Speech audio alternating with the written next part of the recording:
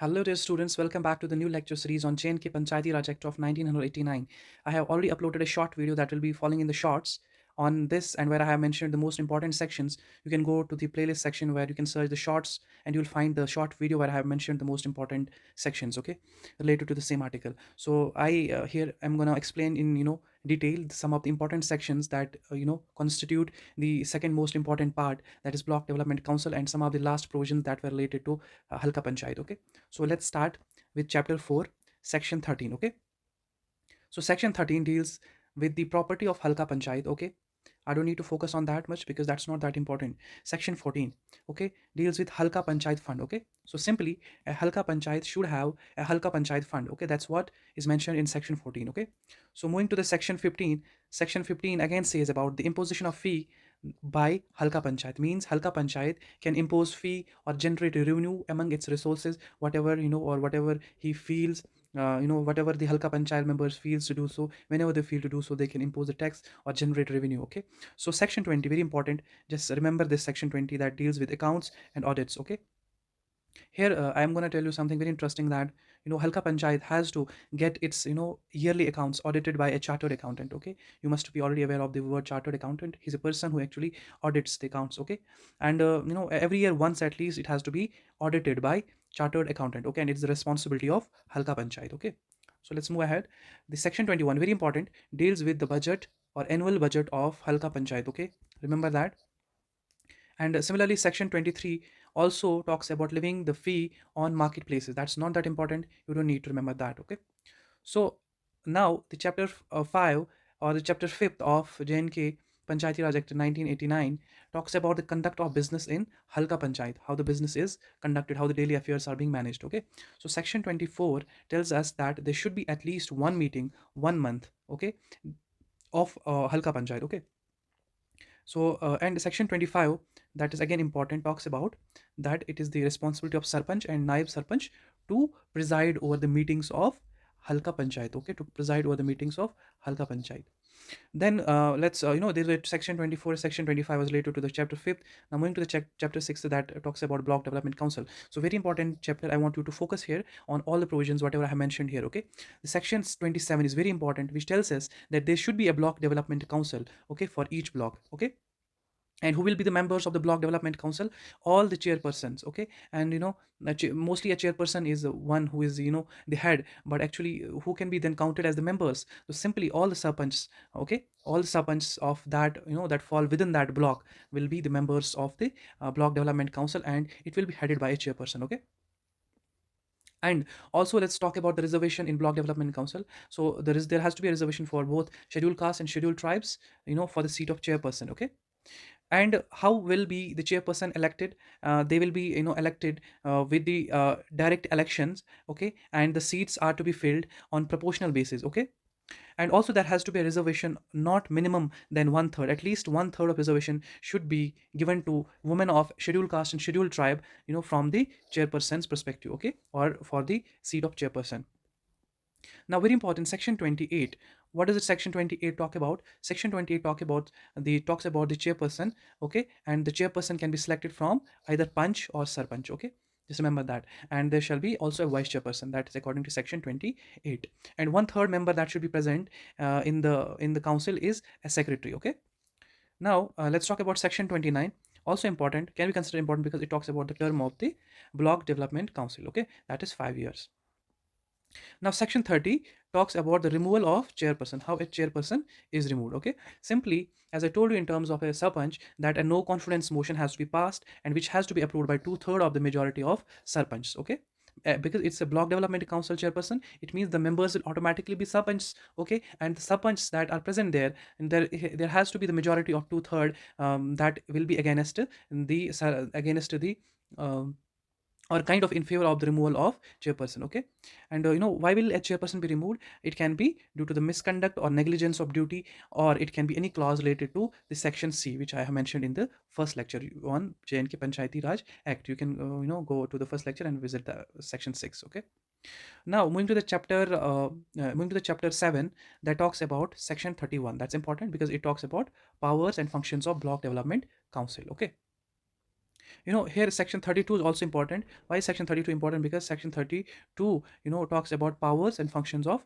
chairperson, vice chairperson. Okay, and it is their responsibility to preside over the meeting of block development council. Okay, let's move to section chapter 8. Okay, and chapter 8 talks about property and finance, and it has one important section, that is section 34, that talks about block development council fund. Okay, it means that every block development council should have its own block development council fund, which which they can utilize later during the time of need. Okay, now let's turn towards chapter that's 9, and which talks about procedure for conduct of business, how the procedure of how the business should be conducted within the council. Okay, so section 35 talks about meeting once a month, not that important, but now moving to important part, that is section 36, that falls under chapter 10, that's holding of elections.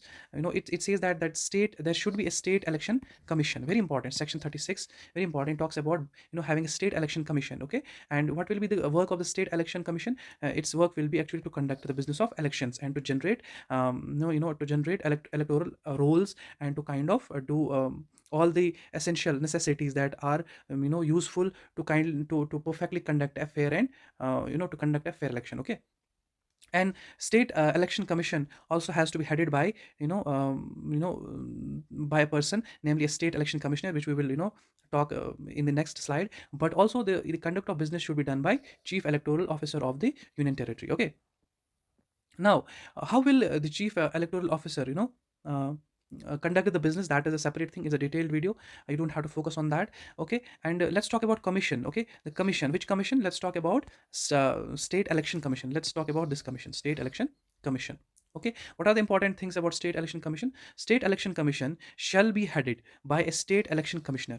Okay, very important, and it shall be elected by LG. Okay, the state election commissioner shall be appointed by LG, and on whose recommendation? On the recommendation by a committee. On the recommendation by a committee, whose head should be the chief minister of the state. Okay, chief minister, and on the recommendation of other members, or with the advice of other members. And who will be the other members? First member will be senior minister, that will be nominated by chief minister. Okay, second will be speaker of legislative assembly, third will be minister in charge of panchayats, and fourth will be leader of the opposition party in legislative assembly. Okay, so these four will be the members, and who will be the chairperson of this committee?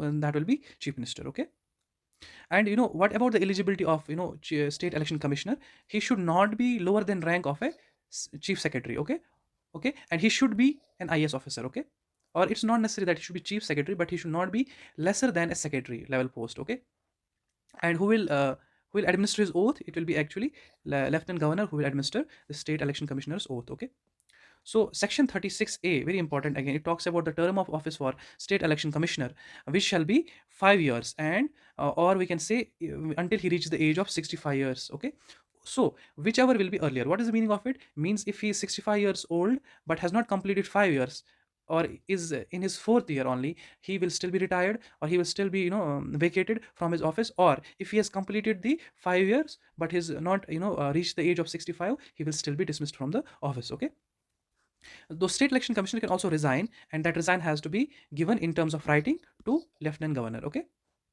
and once resigned, the chief election commissioner or state election commissioner cannot be reappointed on the same post. Okay, so how will be this commissioner, according to section 36A, removed? Okay, he can be removed on the order of lieutenant governor by these two things: that if he is found to be misbehaving, or if it is found that it is in if it is in incapacity of him to work, so LG can kind of set a committee that will be headed by a sitting or retired judge of high court. Okay, and that kind of committee will inquire into the matter, and if they find the commissioner guilty, they can remove him from the office by the order of LG. But LG can also remove him by some other actions. He can remove him directly also if he finds the need. Okay, so section 36 talks about staff. Okay, staff of the state election commission. So staff, what about the staff? There should be a secretary. Okay, there should be a secretary, and he should be not the below rank of additional secretary. Okay, and government may designate any officer of commission as deputy election commissioner. Okay,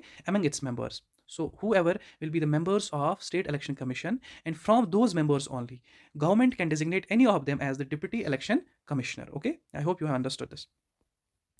Now moving to section 36D. Okay, it talks about powers of state election commission. Okay, what are the powers? See, the most important thing here is under section 36D that state election commission becomes a civil court when it's in action. By what order? Under Code of Civil Procedure of 1908. It means that it acts as a civil court, means whatever will be its decision, it will be considered the decision of a civil court, and no action, no judicial proceedings can be taken against the state election commission. Okay, so that is section 36D. Now section 38 talks about electoral roll. Okay, and section 39 talks about disqualification in electoral roll, means who will be disqualified in electoral roll.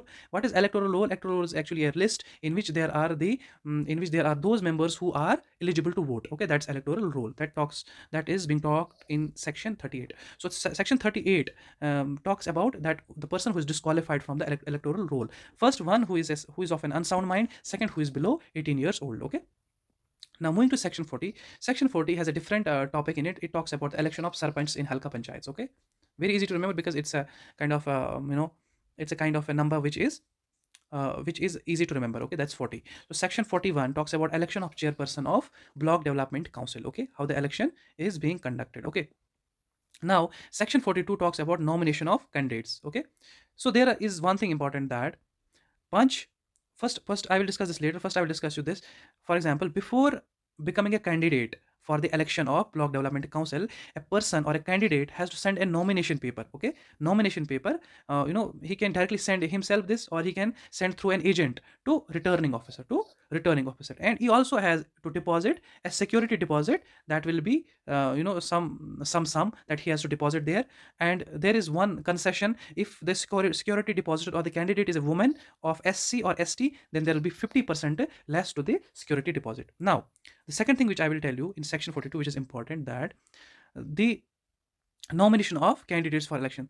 See, if a person is punch or sarpanch, okay, first thing.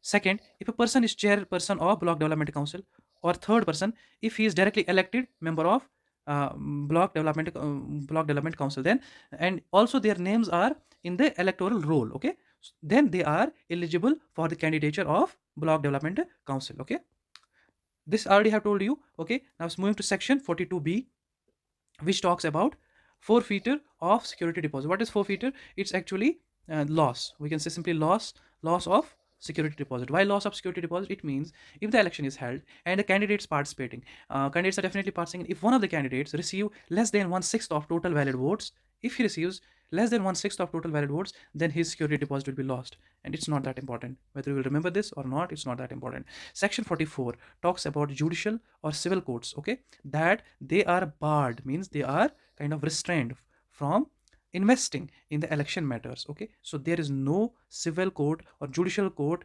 that can question the election commission's business. Okay, means whatever is inside.